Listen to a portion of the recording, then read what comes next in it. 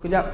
Okey, baik. Kau pula Milah dah buat apa, tak ada buat apa, jaga cucu. Tak apa, kau datang sekejap rumah aku. Milah datang, Timah datang, Bedah datang, pergi ke rumah Kak Pe'ah. Baik. Sampai kat rumah Kak Pe'ah ni pun tanya, tak nampak ke?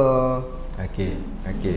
Dia orang pun tanya, nampak apa? Takkanlah tak nampak besar gedabak. Betul tak nampak. Apa yang nampaknya? Tu, aku baru pasang langsir. Korang tak nampak? Oh, cantiknya. Nampak? Cantik tak? Okay, aku nak tanya korang, cantik ke tak cantik? Diorang kata, cantik. Engkau memang kelas lah Pe'ah. Kau punya langsir memang cantik. Berbunga hati Pe'ah ni. Baik, riak ke tak riak? Nampak? Sebab tu kita suruh belajar ni. Jawapan dia salah. Kalau dah riak macam tu, jenuh lah kereta. Beli kereta baru, balut kereta ni, balut. Semua orang tanya, kereta baru ke Haji? Tak ada. Ke nampak semalam baru. Tak ada. Ni kereta lama ni. Sedangkan kereta baru, apa orang akan kata? Pembohong punya Pak Haji beli kereta baru, cakap bukan. Habis tu kenapa tak cakap tu kereta baru? Kan nanti ustaz kata riak lah pula menunjuk kat orang. Cantiknya baju baru kan ni. Tak adalah, baju 3 tahun lepas. Sedangkan dia baru pakai je pun. Kenapa macam tu? Sebab kan nanti cakap orang kata riak pula. Kalau dah dikatakan semua benda nikmat yang kita ada tak boleh tunjuk dekat orang sebab takut jadi riak, jenuh lah kita. Semua benda nak kena sembunyikan. Sebenarnya riak ni adalah dalam bab perkara ibadat sahaja. Solat kita tak payah duk pergi cerita kat orang, datang dekat rumah ngaji. Tak minum air. Okey.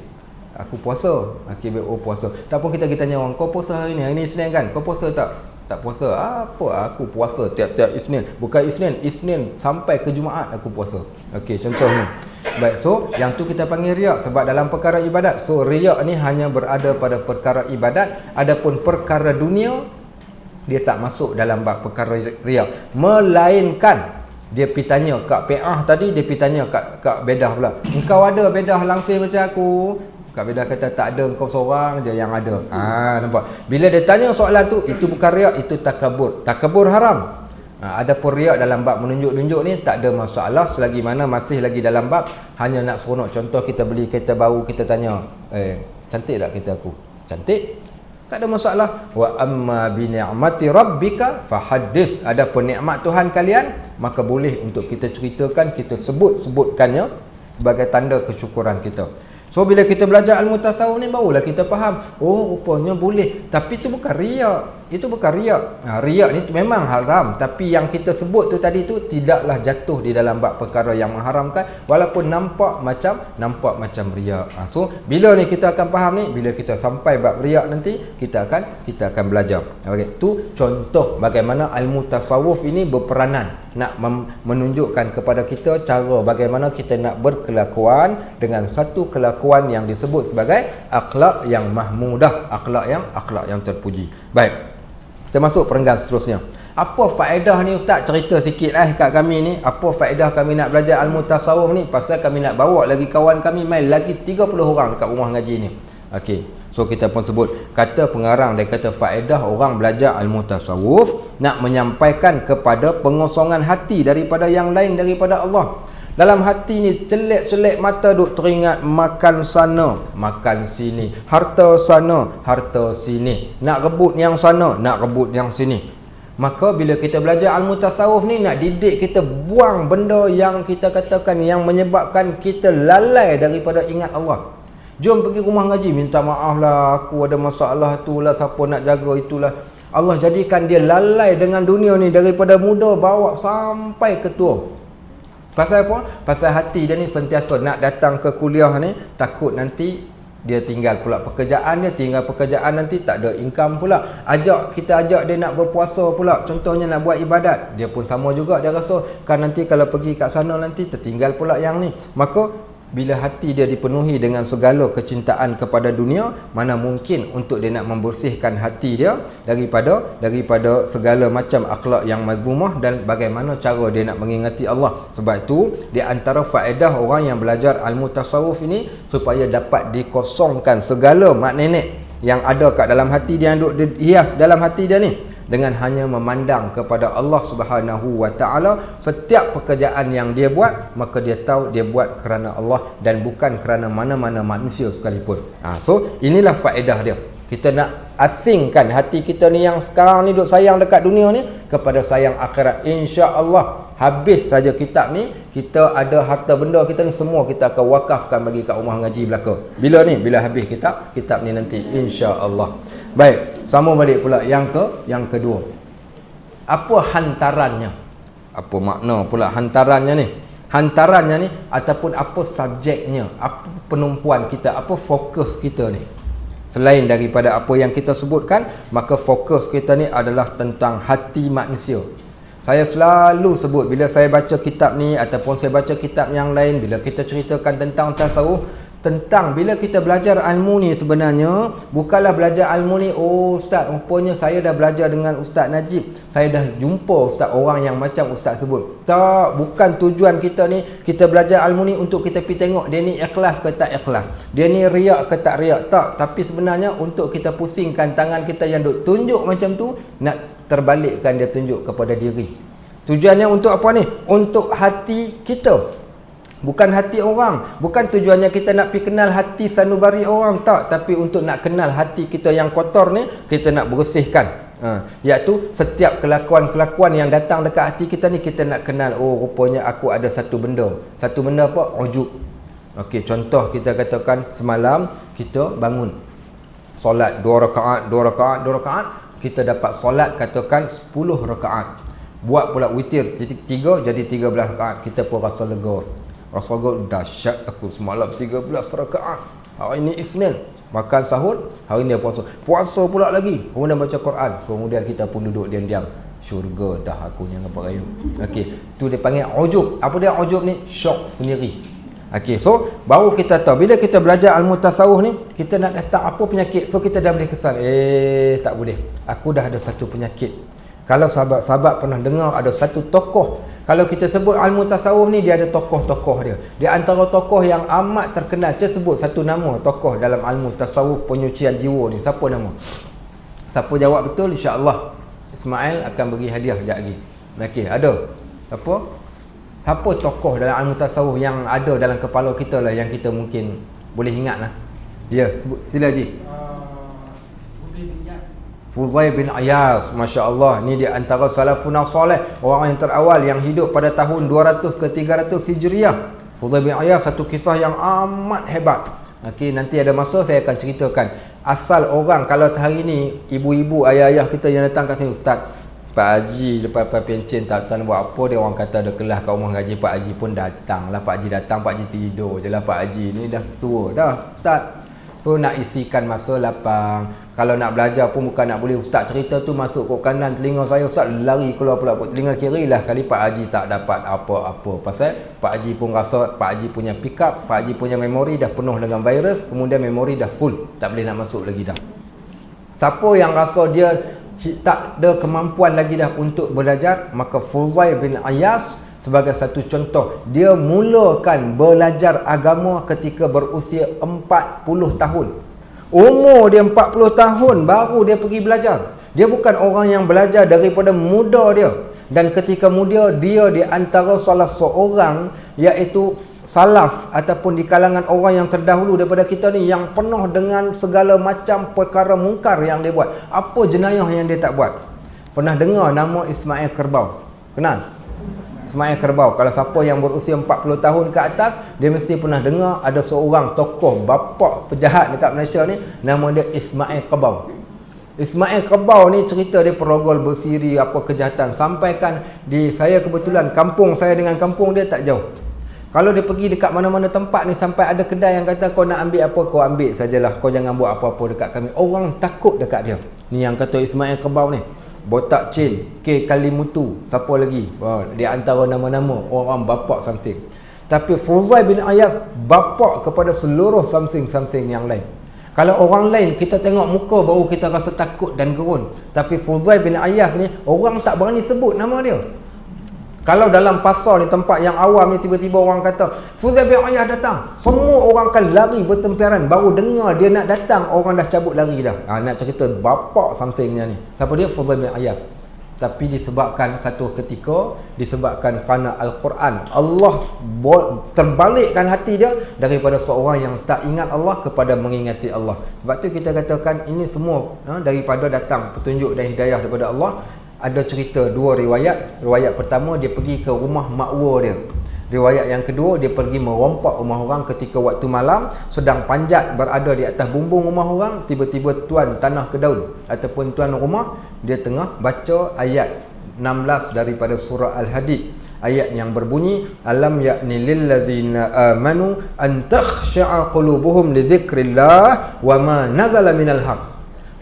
Manusia yang kalau kamu rasa kamu beriman, bila masa hati engkau ni nak jadi lembut, nak jadi tertarik pada ayat Allah, nak rasa takut dan gerun pada Allah ni, bila kau tak takut dekat Allah? Ayat ni dia kata macam kata dekat aku, bila dia terdengar saja ayat tu, dia orang Arab yang faham bahasa Arab, dia kata sampai bila aku nak jadi jahat?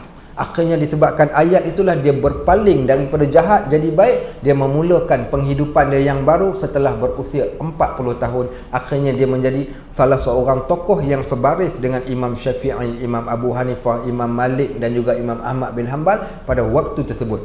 Itu bermula ketika usia 40 tahun. Itu satu contoh Fuzail bin Iyas. Ada lagi nama yang lain. Saya nak kaitkan dengan kisah ujub ni. Ada lagi nama yang lain. Siapa pengarang kitab Ihya Ulumuddin? Imam Al-Ghazali. Pernah dengar nama Imam Ghazali? Imam Ghazali ni seorang budak yang pintar dan cerdas. Dia dapat menghafal keseluruhan daripada ilmu yang dia belajar. Semua dia hafal. Sehinggakan dia waktu tersebut tak ada orang yang boleh menandingi kedudukan Imam Ghazali. Dia menjadi tokoh alim yang amat hebat. Sampaikan dia kata tak ada siapa boleh menandingi aku. Akhirnya dia rasa dialah orang yang paling hebat. Dan akhirnya dia berkata, talabnal ilma li ghairillah fa aba al ilmu illa an yakuna lillah. Aku menuntut ilmu tapi kerana nakkan pujian manusia. Akhirnya ilmu aku yang banyak tak dapat nak kontrol jiwa aku ni, melainkan aku perlukan kepada satu ilmu, iaitu ilmu tasawuf. Dia ada masalah berkaitan tentang wujud pada peringkat permulaan. Disebabkan itu dia karang kitab Ihya Ulumuddin. Dia nak memperbaiki balik hati dia pada waktu tersebut. Maka itu salah satunya contoh berkaitan tentang wujud. Baik. So bila kita baca bab berkaitan tentang penyakit-penyakit hati ni, tujuannya bukan nak pi tally dengan hati orang, tak, tapi untuk kita nak cek pada diri kita sendiri, ada tak kita berpenyakit dengan penyakit tu. Baik, apa hukumnya ni ustaz? Kalau tak belajar tak apa ke tak? Makcik suka ilmu tarannum. Kita kata makcik berapa umur? 73 ustaz. 73 makcik tak payahlah belajar tarannum kalau dah pakai polydent. Okey, baik. Okey, contohnya kalau dah umur 73 tak payahlah belajar tarannum. Tarannum tu tak hukum wajib pun. Habis tu apa yang wajibnya? Ni ilmu yang kita sedang belajar ni, ilmu tasawuf, masuk di dalam bab iaitu ilmu fardhu ain. Kenapa kita katakan fardhu ain? Supaya bila kita buat sesuatu benda tu dengan ikhlas, tak ada riak, tak ada ujub, tak ada sum'ah, dan kita dapat kenal yang mana akhlak yang baik, yang mana akhlak yang tak baik, dan inilah hukumnya, maka dihukumkan hukumnya adalah fardhu ain, maka wajib kepada kita untuk mempelajarinya. Berdalilkan dengan hadis Jibril alaihi salam, bila Jibril bertanya soalan kepada Nabi sallallahu alaihi wasallam, di antara salah satu soalannya ditanya, wa ma al-ihsan? Apakah dia yang dinamakan dengan ilmu ihsan? Maka jawab Nabi sallallahu alaihi wasallam, al-ihsan an ta'budallaha ka'annaka tarah, fa in lam takun tarah fa innahu yarak. Ihsan ni adalah engkau beribadat kepada Allah macam engkau dapat tengok Allah. Tapi sekiranya engkau tak dapat tengok Allah, ketahuilah yang Allah melihat engkau. Maka ilmu inilah ilmu muraqabah. Inilah dia ilmu tasawuf. Ilmu muraqabah ni kita pergilah, sama ada kita kat depan orang ataupun kita kat belakang orang, itulah kita. Seumpama orang yang bila dia naik lift, nak naik ke tingkat 20, tekan lift tab, tengok-tengok dalam lift tu ada cermin pula besar, kiri ada cermin, kanan ada cermin, depan ada cermin, belakang ada cermin. Apa dia buat? Dia pun sat herot mulut, sat dia kembang hidung, sat dia buat muka dia, sat dia selfie seorang-seorang. Tak ada orang dalam tu. Tiba-tiba dia pun langut ke atas, tengok-tengok ada CCTV. Allahu akbar, CCTV lah pula, malunya aku. Dia pun duduk diam. Okey, sebab apa? Sebab ada CCTV. So, orang yang belajar ilmu tasawuf ni, dia akan diperkenalkan Allah sentiasa muraqabah setiap perbuatan dia. bukan sekadar pada setiap luaran zahir dia, sampai kepada hati dia. Ya'lamu qa'inatal a'yuni wa ma tukhfis sudur. Allah mengetahui pengkhianatan mata, apa yang ada dalam mata dia pun Allah tahu, dan apa yang tersembunyi kat dalam hati dia pun Allah tahu. Bila dia tahu yang ni, tak kalah dia nak riak, tak kalah dia nak sum'ah, tak kalah dia nak adakan sifat-sifat yang mazmumah, maka ini semua menunjukkan kepada kita tentang hukumnya, iaitu hukum yang wajib untuk kita pelajari. Baik, kat mana datang ilmu tasawuf ni, negara mana ni, siapa tok gurunya ni, siapa tokohnya ni? Maka kalau kita katakan setiap benda yang kita buat, terutama dalam perkara ibadat, dia mesti ada dalil. Saya tak berkenan kalau ada ustaz kata soalan, okey, saya pesan pada semua anak murid saya, belajar saja, jangan duk pandai-pandai tanya soalan apa-apa. Tak payah duk tanya, buat cukup, jangan duk banyak songeh. Bagi saya tak berapa berkenan kalau ada ustaz yang tak membenarkan anak murid untuk bertanya. Anak murid ada hak. Ustaz, tadi ustaz ceritakan, kat mana cerita yang ustaz bawa tu, kami tak mau ustaz duk bawa cerita yang bukan-bukan, entah cerita-cerita yang pelik-pelik. Kalau betul, ustaz bawakan bukti dan dalilnya. Sebab itu ilmu tasawuf ini ilmu yang benar, datang daripada syarak, dia mesti datang daripada sumber dia. Tidak ada sumber yang paling terbaik melainkan dua ini, iaitu yang pertama daripada sumber Al-Quran, dan yang keduanya mesti datang daripada sunnah Nabi kita Muhammad sallallahu alaihi wasallam. Sebab itu saya amat suka dengan kitab Penawar Hati ini, kerana dia hanya kumpulkan daripada dua sumber ni, Al-Quran dan juga sunnah. Dan di sana juga kita boleh bawa juga datang di kalangan sumber-sumber yang datang dari kalangan orang-orang yang soleh yang pernah melalui jalan-jalan ini, maka kita ambil daripada kisah-kisah mereka. Maka inilah ilmu yang dinamakan dengan ilmu tasawuf, iaitu ilmu yang kita bincangkan. Itu kita dah cerita dah. Makna kalimah tasawuf tu apa? Tasawuf berasal daripada kalimah sufi ataupun sofa. Apa dia sofa? Sofa ini maknanya adalah iaitu bersih, suci. Maka kita nak bersihkan hati kita, nak sucikan hati kita. Baik, kalimah sofiyun juga ataupun sofa juga menunjukkan kalimah iaitu bukan sekadar suci. Bahkan juga kalimah sofiyun ini juga datang daripada kalimah sofa. Sofa ni apa? Orang yang memakai sejenis kain yang kasar. Siapakah mereka ni? Orang yang hidup sederhana. Siapa? Mereka yang sahabat yang tinggal di Masjid An-Nabawi. Kalau tuan-tuan pergi kat Masjid Nabawi, tempat yang berbumbung satu, yang ada bumbung tu, bukan bumbung, apa tu, payung tu, kat situlah dulunya tempat orang-orang yang susah tinggal. Jumlah mereka lebih kurang sekitar dalam 300 orang. Dipanggil Ashabus Suffah. Mereka hanya pakai pakaian daripada paras pinggang sampai ke lutut, kerana susahnya mereka, kain yang kasar. Okey, antara lagi tempat lagi dekat makam Nabi SAW ni, maka ada satu tempat yang tinggi sikit, ada stand tu di bahagian sebelah kiri daripada belakang kita tengok. Tempat tu juga tempat ahli sufah yang sentiasa duduk, sahabat-sahabat datang bantu beri makanan kepada mereka. Maka mereka orang yang hidup secara zuhud pada zaman tersebut. Maka juga kalimah tasawuf diambil pada situ. Tapi yang benarnya tasawuf ini adalah berkaitan tentang perkataan sofa, iaitu nak menyucikan hati kita daripada sebarang penyakit-penyakit yang mazmumah. Baik, dia kata lagi, dan ketahuilah bahwasanya makna daripada ilmu tasawuf itu membersihkan segala anggota yang zahir daripada segala perbuatan yang keji.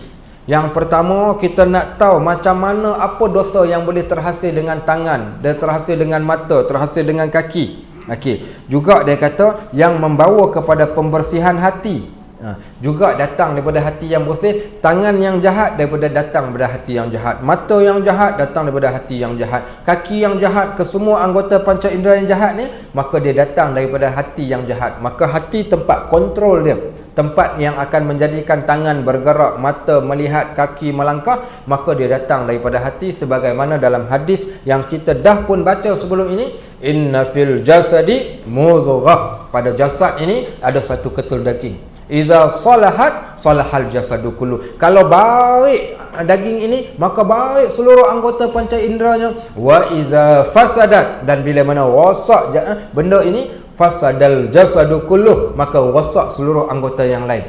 So menunjukkan bagaimana powernya hati ini. Dia boleh menjadikan kaki, tangan, panca indera kita bergerak berdasarkan kebersihan dan kekotoran yang terdapat kat dalam hati manusia. Baik, Maka dia kata anggota-anggota yang zahir yang kita nak fokus, yang terdapat kat dalam kitab ni, kita ada 7 topik yang besar. 7 topik yang besar ni kita akan mulakan terlebih dahulu dengan yang pertama ni. 7 anggota yang kita nak fokus yang datang daripada penyakit hati ni, iaitu yang pertama bermula dengan setan yang pertama yang selalu hinggap adalah pada mata. Mata disebut yang pertama sekali kita nak belajar tentang benda perkara-perkara anggota yang datang, iaitu dalam bab perkara berkaitan tentang mata. Anggota zahir yang pertama, mata. Mata tempat boleh datang pelbagai dosa-dosa. Maka kita akan mempelajari apa fungsi Allah jadikan kepada kita mata. Bagaimana keluarnya istilah apa ni? Panahan Arjuna. Pernah dengar nama panahan Arjuna? Okey, nanti kita belajar bab mata nanti. So kita nak bincangkan mata, apa yang boleh, apa yang tak boleh tentang mata. Yang kedua kita nak belajar tentang telinga. Okey, telinga ni apa? Pendengaran kita. Bagaimana dengan pendengaran itu menghasilkan dosa dan pahala. Kalau saya tanya soalan lah, contohnya Allah Subhanahu Wa Taala berikan nikmat pertama kepada manusia. Waktu kita hidup saja kat atas muka bumi Allah ni, Allah bagi kepada kita satu nikmat yang pertama sekali Allah bagi. Siapa tahu nikmat apa yang pertama Allah mula-mula bagi dekat manusia? Bila baby itu mula-mula keluar, Allah berikan pada dia nikmat pertama kepada baby ni. Apakah nikmatnya? Apa nak jawab? Apa dia? Mendengar. Okey, nikmat pertama adalah mendengar.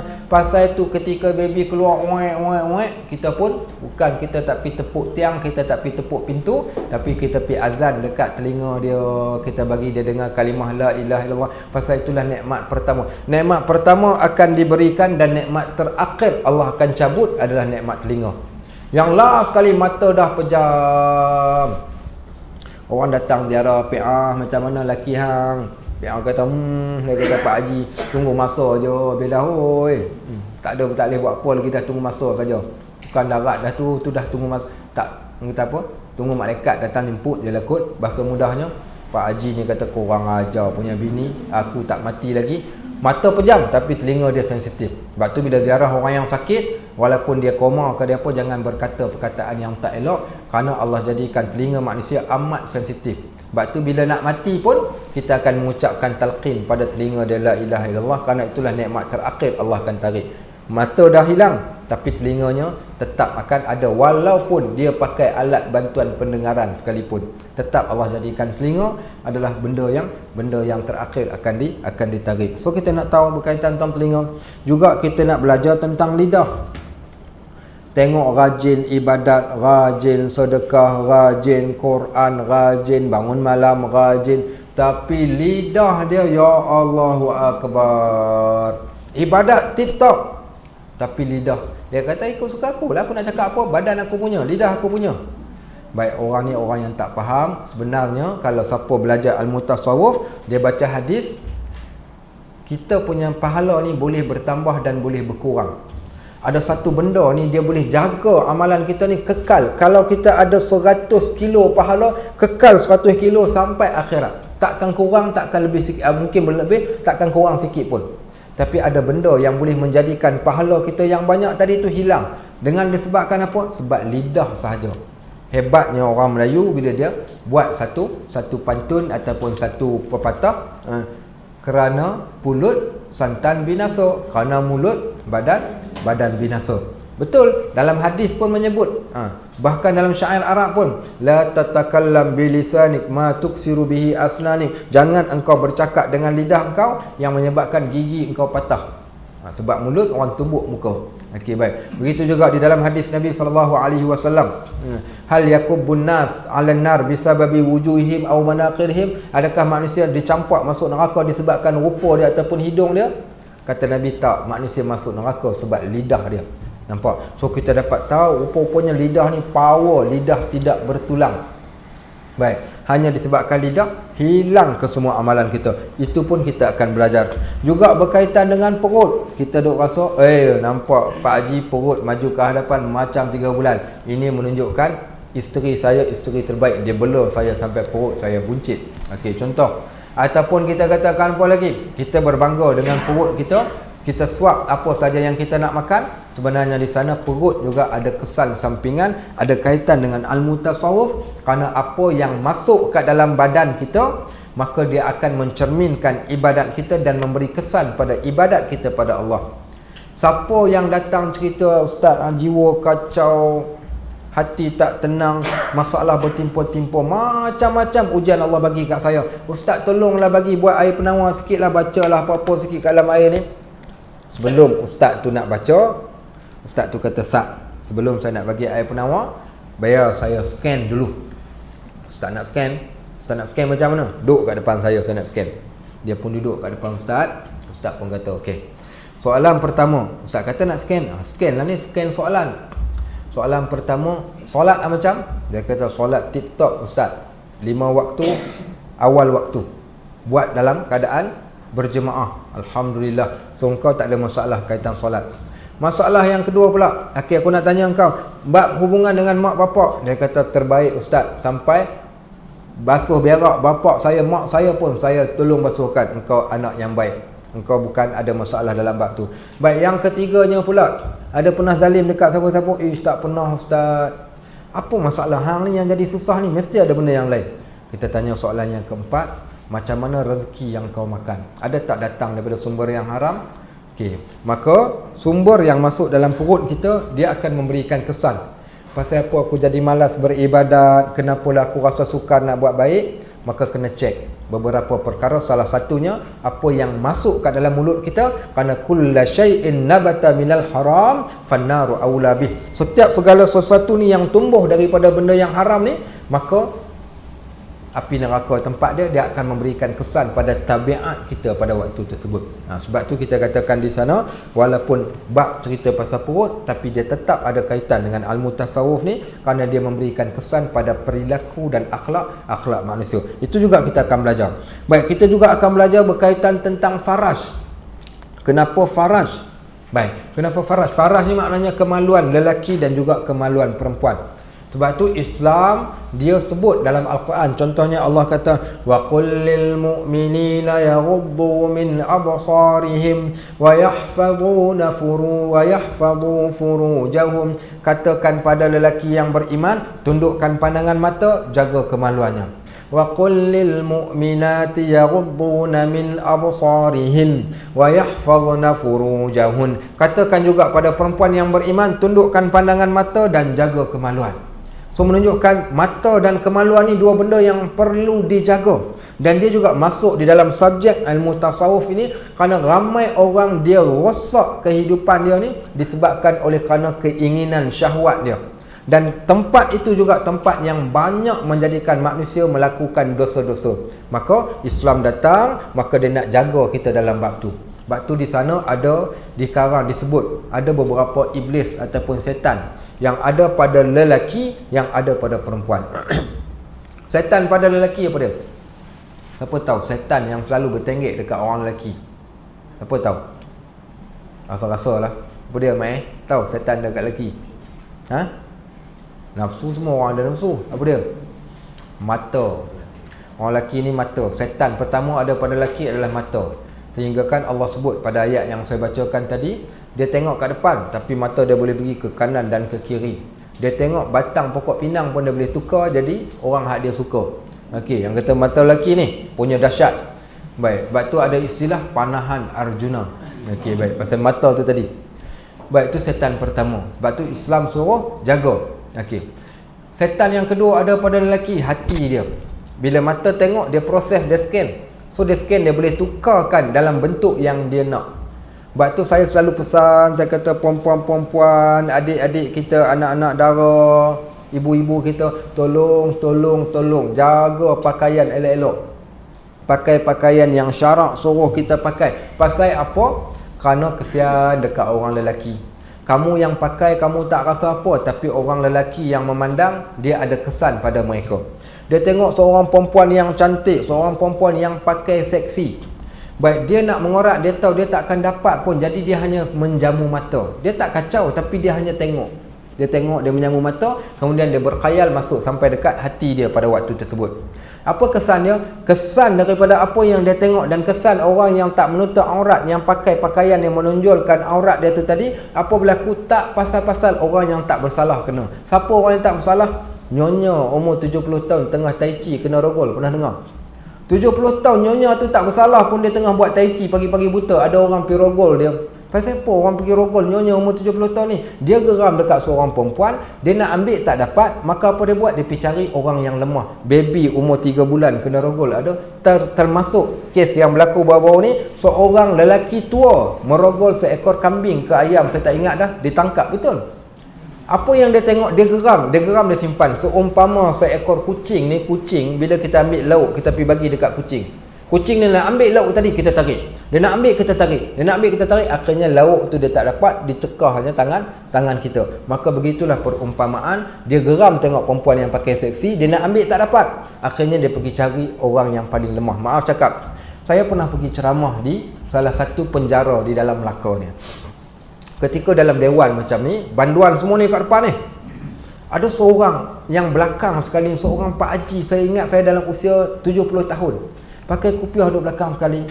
Tak apalah, tapi dia tu sebab kita tengok rupa dia, kesian tengok umur 70 tahun duduk dalam penjara. Waktu time makan dengan pengarah penjara tu, saya nak tanya satu soalan, tuan. Saya dah tahu Ustaz nak tanya apa. Saya kata macam mana dia tahu? Ustaz mesti nak tanya siapa orang tua yang duduk belakang sekali dia. Saya kata Masya Allah tahu. Sebab mana-mana penceramah datang, itulah soalan yang saya akan ditanya. Dia kata sebenarnya Pak Haji tu kes sama juga kes mencabul cucu dia. Benda yang kita katakan benda yang tak terfikir oleh akal tapi boleh berlaku. Dia bukan tak sayang dekat cucu, mungkin dia sayang, tapi sebab apa yang diperlihatkan dan apa yang dia, mungkin kita boleh salahkan dia, ya. Tapi kadang-kadang inilah yang menyebabkan bila mata tadi tu, bila kemaluannya tak dijaga, itulah setan yang ada pada orang lelaki, mata, hati, kemaluan. Baik. So sebab itulah seorang budak muda dia mai jumpa Nabi SAW. Bila dia jumpa Nabi SAW ni, dia kata, "Ya Rasulullah, izinkan aku untuk berzina." Seorang budak muda dia mai jumpa Nabi SAW, dia kata, "Ya Rasulullah, izinkan aku untuk berzina." Baik, berani kalau kita ada orang datang jumpa, "Ustaz, bagi can lah Ustaz, sekali saja Ustaz." Dia kata, "Gila apa budak ni, aku pernah nampak kan?" Tapi Nabi SAW tak kata macam tu. Nabi perbaiki budak muda ni. Nabi psycho dia balik. Apa kata Nabi SAW? "Engkau ada mak?" "Ada."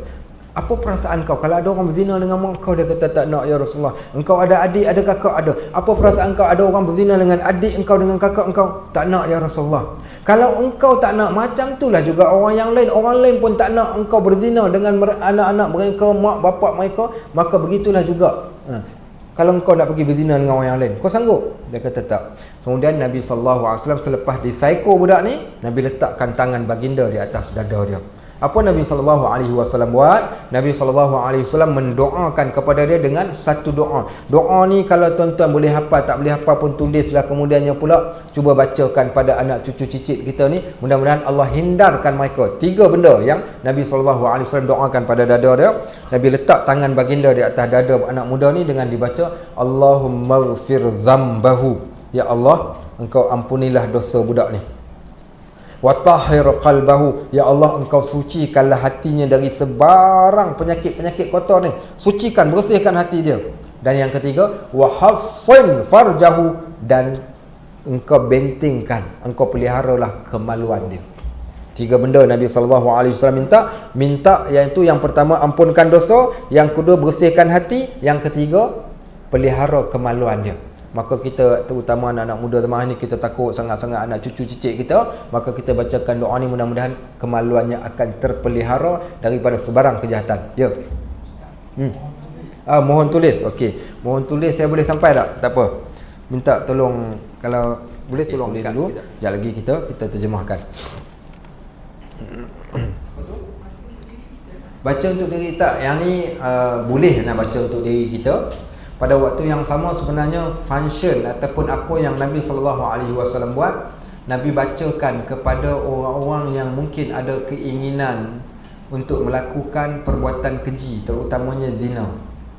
Dan kita boleh baca juga kepada zuriat-zuriat kita yang mungkin walaupun dia masih kecil, mudah-mudahan Allah akan pelihara kemaluan dia daripada perbuatan yang boleh menghasilkan dosa.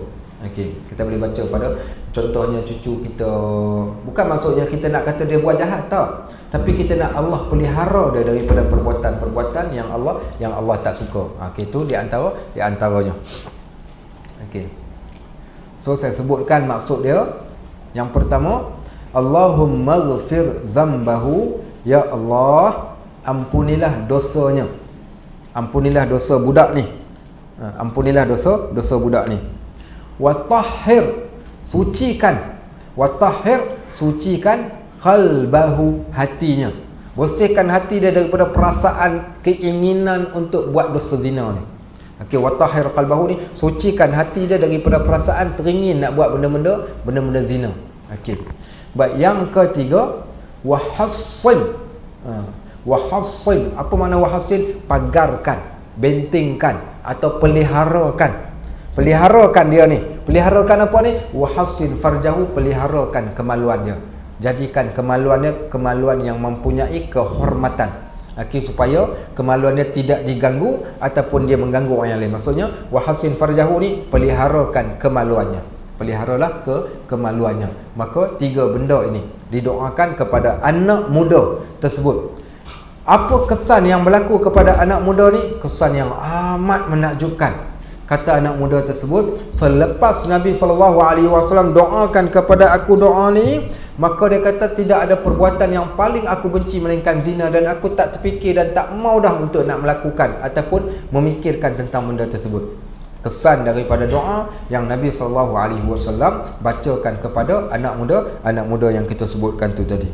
Maka tu di antaranya. Okey, sahabat-sahabat rahimakumullah. Jom kita sambung nombor 6 dan juga nombor 7. Ustaz tak cerita lagi tentang setan yang ada dekat lelaki dengan perempuan. Hak tu kita tunggu masuk bab dia, nanti kita cerita. Saja kita tinggal.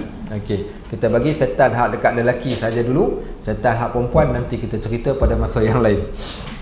Baik, nombor 6. Tengok muka surat 2 tu, yang nombor 6 tu. Nombor 6 tu dia kata 2 tangan, dan nombor 7 2 kaki. Ini di antara subjek yang kita akan bincangkan dalam kitab ini. Apa kaitan 2 tangan dengan 2 kaki ni? Sahabat-sahabat, Allah Subhanahu wa taala, afahasibtum annama khalaqnakum abasan wa annakum ilaina la turja'un. Adakah kamu kira Allah ciptakan kalian saja-saja? Allah jadikan kaki tangan kita ni saja-saja Allah jadikan? Tak. Pada kaki tangan ini ada kebaikan untuk dunia dan ada kebaikan untuk akhirat. Ni pada kaki dan tangan kita ni, Allah jadikan kaki dan tangan ni ada kebaikan untuk dunia, Allah jadikan juga kebaikan untuk akhirat kita. Sahabat-sahabat, tangan kita ni, kita nak ambil tangan mana kitab buku catatan kita? Nak ambil tangan kanan ke nak ambil tangan kiri? Nak ambil tangan kanan. Kalau nak ambil tangan kanan, ingat tangan kanan aku ni, tangan aku ni aku nak pegang kitab catatan dengan tangan kanan. Tangan aku ni aku nak gunakan untuk buka pintu syurga. Tangan aku ni aku nak makan, nak pegang gelas kat dalam syurga. Tangan aku ni aku nak menikmati segala nikmat syurga. Mana mungkin tangan yang nak masuk dalam syurga, tangan ini tidak melakukan kebaikan. Maka ilmu ini nak ajarkan kepada kita pelihara tangan daripada dosa. Pada waktu yang sama jadikan tangan kita ni tangan yang sentiasa buat baik dan sentiasa memerhatikan nikmat tangan ini supaya kita kenang dan kita gunakan nikmat tangan dalam bentuk bersyukur, iaitu pada perkara-perkara kebaikan. Okey, so yang ni yang kita akan pelajari lebih lanjut nanti berkaitan tangan. Juga dengan kaki, sahabat-sahabat rahimakumullah. Kita nak berjalan di hari akhirat, tahu ke tak tahu ada orang di hari akhirat kelak dia tak boleh jalan pakai kaki dia. Dia berjalan macam mana ke akhirat? Dia berjalan pakai muka dia. Sebagaimana Allah ceritakan dan sebutkan kat dalam Al-Quran, afaman yamshi mukibban ala wajhihi ahda amman yamshi sawiya ala siratim mustaqim. Adakah sama orang yang berjalan pakai muka dia atau orang yang berjalan pakai kedua belah kakinya pergi ke jalan yang lurus? Tak sama. Aisyah Ummul Mukminin radhiyallahu anha, dia pernah tanya kepada Nabi SAW, ya Rasulullah, macam mana manusia di hari akhirat tu sebagaimana yang dikabarkan kepada kita, dia akan berjalan pakai muka dia ke hari akhirat? Kata Nabi SAW, Allah yang menjadikan manusia berjalan pakai kedua kaki dia, Allah akan boleh juga jadikan manusia berjalan pakai muka dia ke hari akhirat. Pasal apa dia jalan macam tu? Tahu tak tahu bagaimana keadaan ketika saat kita dibangkitkan? Ada orang yang dibangkitkan dalam keadaan pekak dan bisu. Walaupun dia kat dunia, dialah orang yang paling jelas pendengaran dia dan mata dia paling terang. Sampaikan Allah kabarkan kat dalam Al-Quran, wa nahsyuruhum yaumal qiyamati a'ma. Kami akan bangkitkan sejenis manusia ni di hari akhirat dalam keadaan mata buta. Dia tanya kepada Allah, ya Rab, lima hasyartani a'ma laqad kuntu basira. Wahai Tuhan, pasal apa dibangkitkan aku dalam keadaan mata buta, sedangkan dulu kat dunia aku mata celek? Maka ni semua yang kita nak tengok ni. So Allah akan bangkitkan kita dalam keadaan yang sebegitu rupa. Ada orang yang tak boleh berjalan pakai kaki, dan ada orang yang Allah jadikan anggota dia, termasuk kaki dia ada cahaya. Pakcik-pakcik, papa haji kita, abang-abang kita, ayahanda kita yang ada kat sini, yang melazimi pergi ke masjid, ataupun bonda-bonda kita yang melazimi pergi ke masjid pada dua waktu solat. Waktu solat apa? Asyak dan solat subuh berjemaah pada hari gelap gelita, dia keluar pergi solat. Apa Nabi SAW berikan pada kita motivasi? Basyiru al-masya'in, sampaikan kabar gembira kepada orang yang di dalam keadaan kegelapan, binurin tamin, cahaya yang terang benderang pada kaki dia ni, Allah jadikan cahaya bagi dia. Yaumal qiyamah, pada hari akhirat kala Allah jadikan kedua belah kaki dia bercahaya. Pasal apa? Kerana dia berjalan di dalam kegelapan, hari dah gelap tapi dia masih lagi cari berjalan dalam kegelapan untuk pergi ke rumah-rumah Allah. Allah jadikan kedua kaki dia. Nuruhum yas'a baina aydihim wa bi aymanihim yaqulun. Allah jadikan cahaya berlega di seluruh tubuh badan mereka, termasuk kaki tangan mereka, dan mereka pun berkata pada waktu tersebut, bila ni? Ketika mereka sedang melintas setiap siratal mustaqim, tempat yang paling gelap, kerana neraka jahanam berada di bawah dia. Tapi dia boleh melangkah, dan orang yang terakhir masuk ke dalam syurga ni, orang yang mengesot, merangkak-rangkak menuju ke syurga melalui titian sirat. Macam mana dia boleh sampai? Dia menggunakan satu cahaya yang berada pada ibu jari kaki dia, sikit saja cahaya. Cahaya tu sekejap terpadam, sekejap menyala, sekejap terpadam, sekejap menyala. Maka dia tunggu menyala, dia jalan mengesot sikit. Terpadam, dia berhenti sekejap. Sampailah dia menjadi orang yang terakhir sampai ke syurga. Maknanya kalau kita tak jaga daripada sekarang ni kaki kita, mana mungkin cahaya kita akan dapat pada kaki kita waktu tu. Sebab tu kita katakan, so kita nak belajar semua benda ni, mudah-mudahan kita dapat manfaat dengan cara mensyukuri segala nikmat yang Allah bagi. Maka dengan nikmat ini menyampaikan kita kepada syurga Allah Subhanahu wa taala. Walhamdulillahi rabbil alamin. Dah pun habis. Okey, baik. Sambung minggu akan datang. Baik, barakallahu fikum. Jazakumullah khairan katsira. Subhanakallahumma wa bihamdik, asyhadu an la ilaha illa ant, astaghfiruka wa atubu ilaik. Subhana rabbika rabbil izzati amma yasifun, wa salamun alal mursalin, walhamdulillahi rabbil alamin. Baik.